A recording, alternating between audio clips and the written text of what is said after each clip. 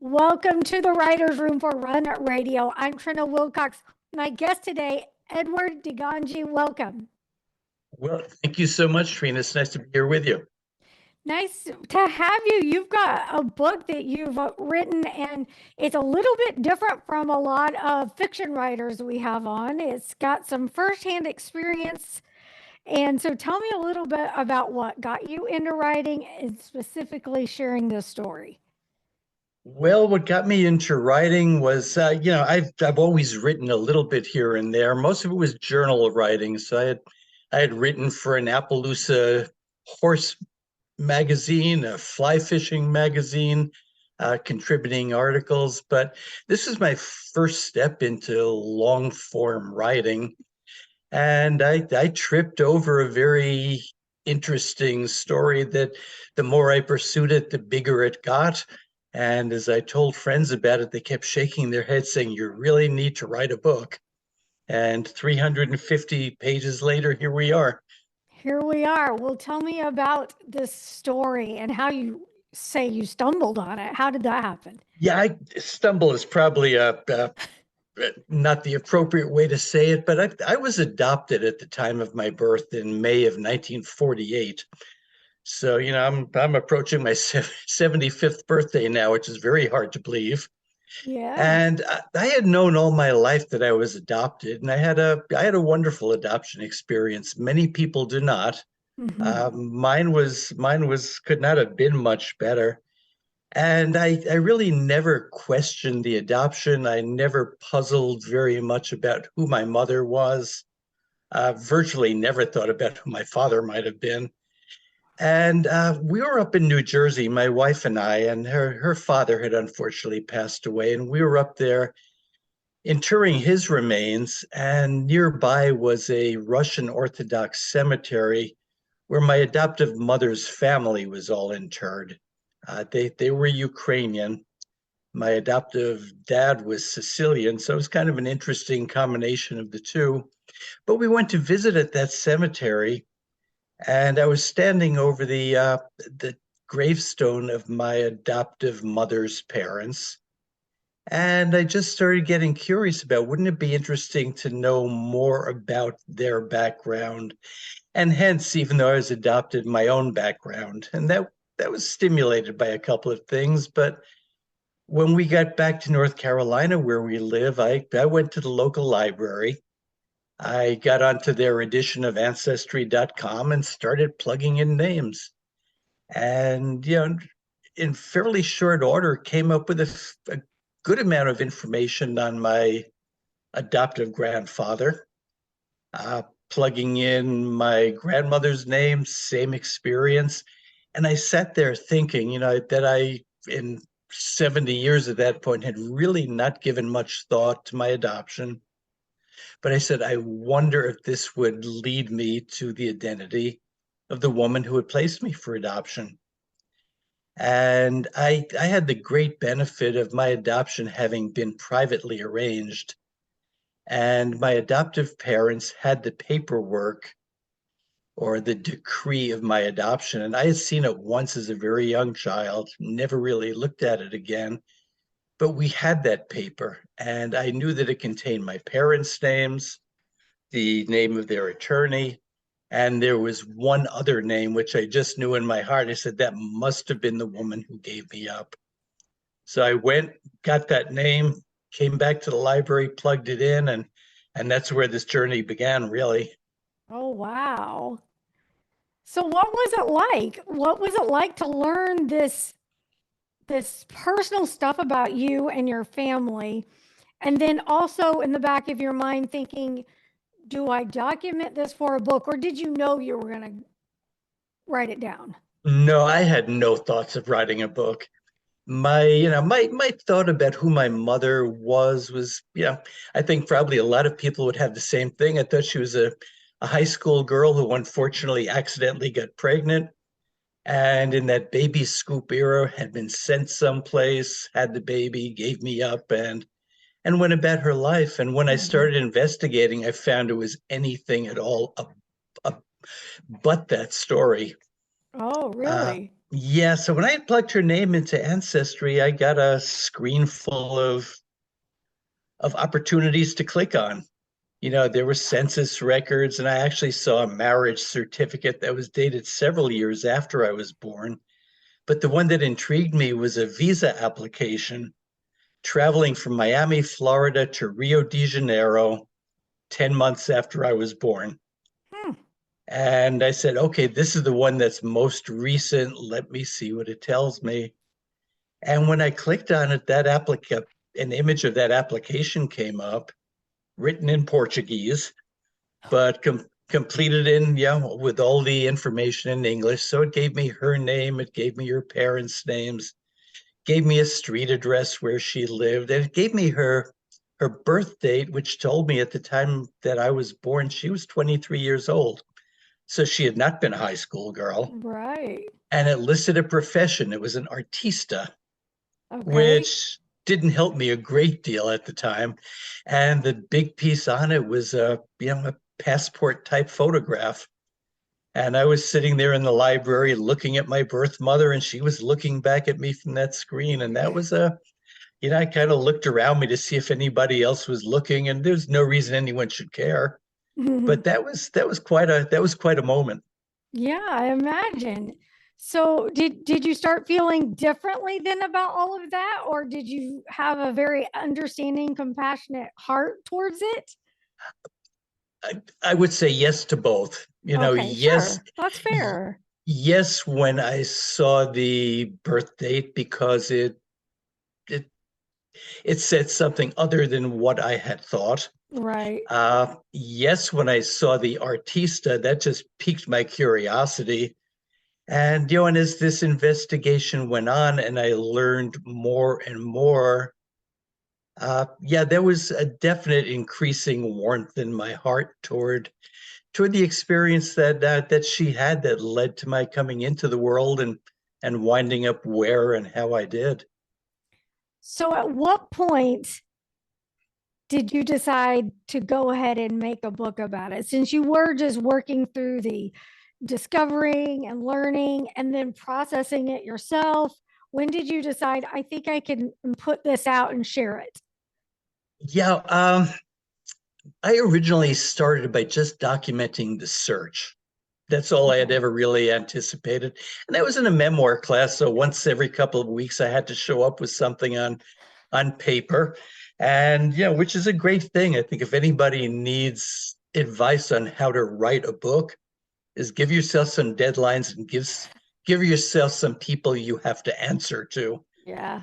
But I started documenting the search, and then the more I found about what kind of artista she was and what was going on in that era, and I was telling people, that's when people started saying, that's really interesting. You need to write it down. Mm. And eventually I had a very interesting set of essays about my search and a very interesting set of discoveries that I had made about her and what she was doing in that time. And the two of them ultimately came together as a book. So did you continue to just document and make notes as your writing process progressed as, just being an author, or do you just write when the whim hits you? Well, I'm holding up a Ah, composition book. there you You know, go. I've got four of those that I filled in the process of doing the research here, Oh, wow. not the prose part of it, just the discoveries that I made, and then what I learned that I detailed in the book. My mother left her home as a 17-year-old in New York City at the age of 17 and traveled across the country alone by train to join up with a group in Vancouver, British Columbia. So the types of things I captured there is, what were those train schedules like? What was happening in the various train stations along the way? And once she united with that group, where did they go and what did they do? Give me just a second here. I'm having a Yes. technical issue Okay. on my side.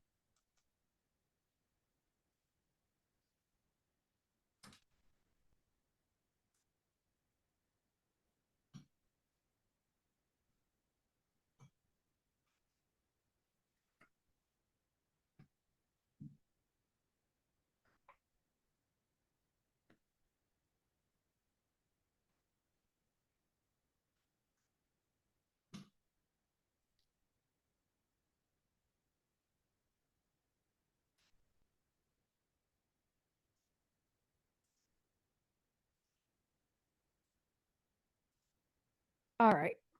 Sorry about that. Okay, that's not a problem. All right. So everyone does have their own process with, deciding, all right, I'm going to first, I've decided to write it, but then how did you come to terms with how you would publish? Because that's something that everyone sometimes struggles with. They don't always know right off what they're going to do.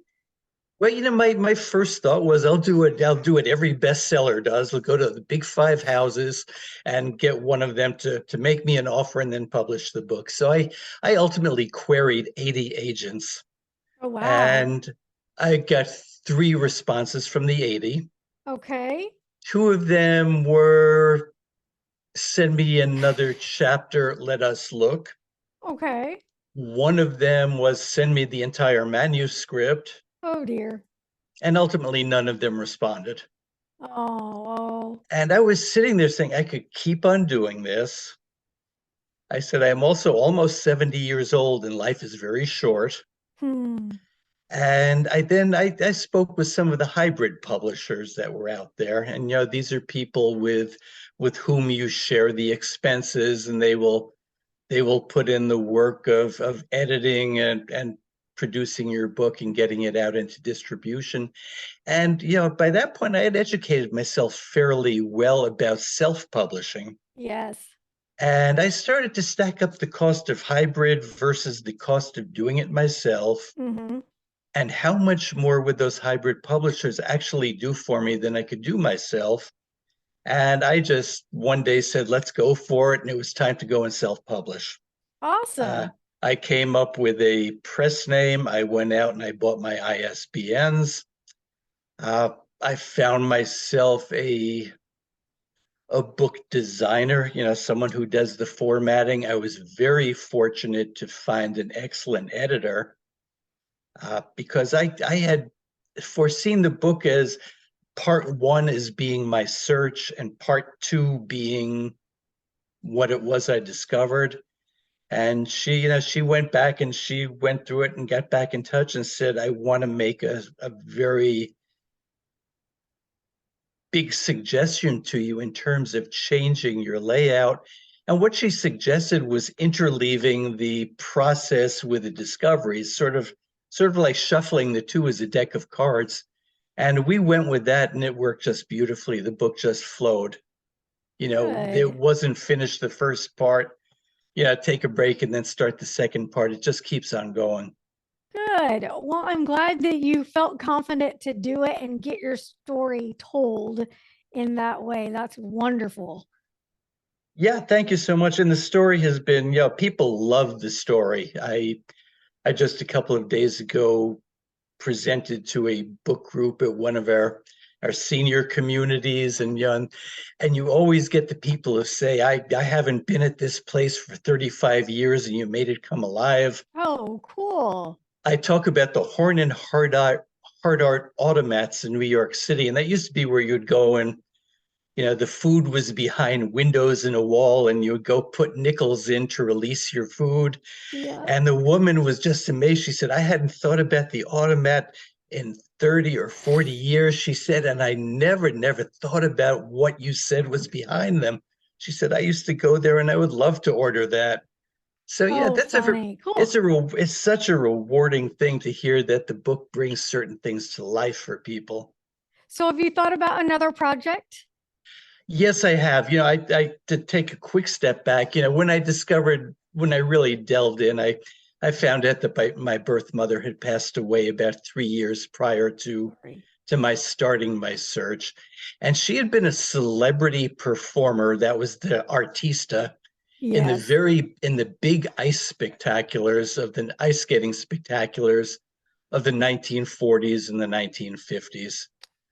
And what I learned is within a couple of months after surrendering me for adoption, she went back to ice skating, and her first gig was with an organization called Ice Vogues, and they toured the US, but also the Oh, Caribbean and South America and Europe.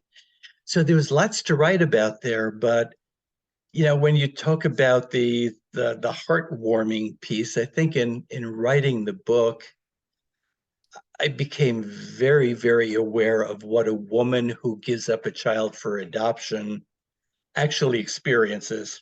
Mm, And I realized it was not a one-time experience. It was not just give up the child and walk away.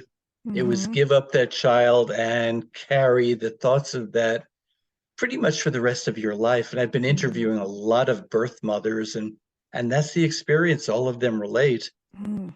So I am writing a sequel to this, and it does two things. That number one traces where it was she went and who she was with, but it also contains a series of diary entries which talk about her experiences on the road as well as emotionally, looking Mhm, back and, when a child is 4 and 5 and 6 years old, what are you thinking when his birthday comes around?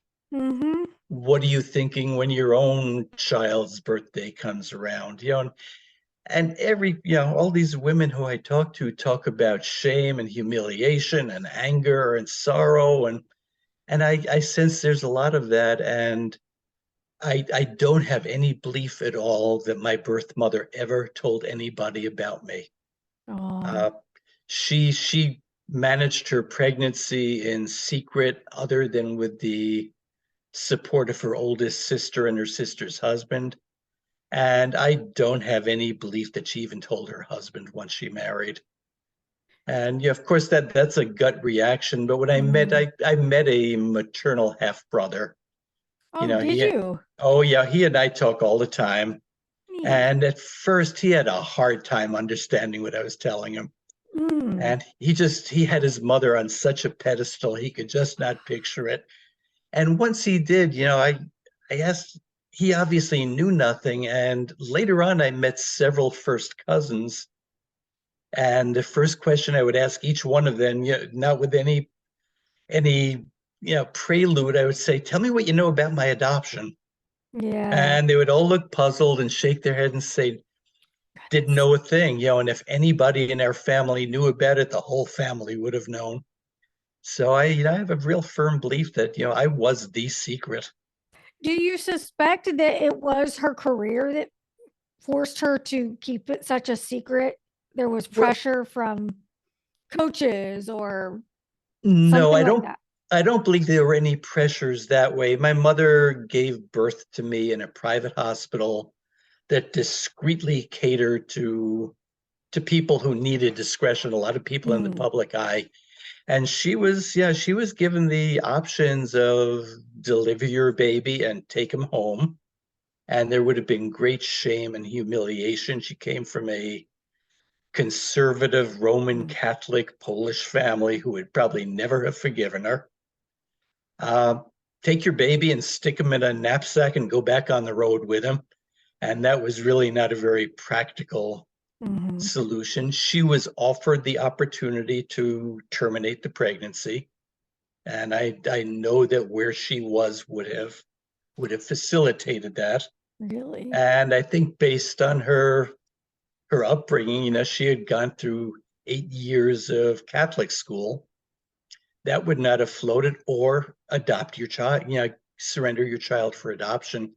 And there's a whole very intricate and unique story about my how my adoption came to take place. And it was people knowing people, and I just wound up in the right place. Very good. Oh, I'm glad that you were able to tell your story and you've got more story to tell. So please come back when you're ready to share your next release with us. Oh, I certainly will, Trina. It's a pleasure talking with you, and I always love to talk about the story. Sounds great. Thank you so much and come back anytime. Thank you, Trina. It's a pleasure. Hey, before we go, tell people where they can go ahead and find your book, though, if they Well, want. thank you. Yeah, thank you. I do have a website. It's www.digangauthor.com, and it's Digan like Nancy, GI. The book is available from the website. I'd be happy to send out a signed and personalized copy there. The book is available through all of your favorite independent booksellers. They can order it if they don't have it. And it's available through all the electronic retailers. Amazon certainly will We'll get it to you tomorrow if you like. And the book is also available in digital format, either to download, and many libraries have it either on Hoopla or on Overdrive. So it's Yep. readily available for you. Great. Thanks so much, Edward. Appreciate it. Thank you, Trina. It's been a pleasure talking with you.